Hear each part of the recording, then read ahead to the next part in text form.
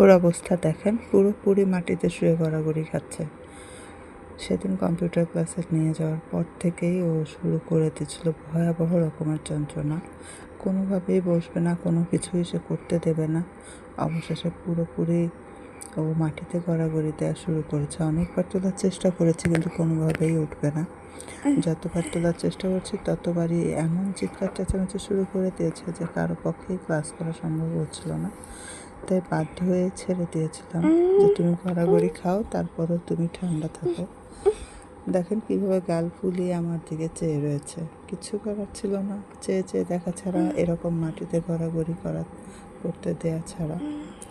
আর বুঝতেই পারছেন আমি কতখানি অসহায় ছিলাম তখন। সকলের দিকে চেয়ে বাধ্য হয়ে ওকে আমার এভাবে ছেড়ে দিতে হয়েছিল। আর এখন দেখেন উনি একদম নিশ্চিন্তে হাতের উপর মাথা দিয়ে এইভাবে পুরোপুরি মাটিতে শুয়েছিল। আমি চেয়ে দেখা ছাড়া আমার আর কিছুই করার ছিল না। তবু তুমি ঠান্ডা থাকো বাবা।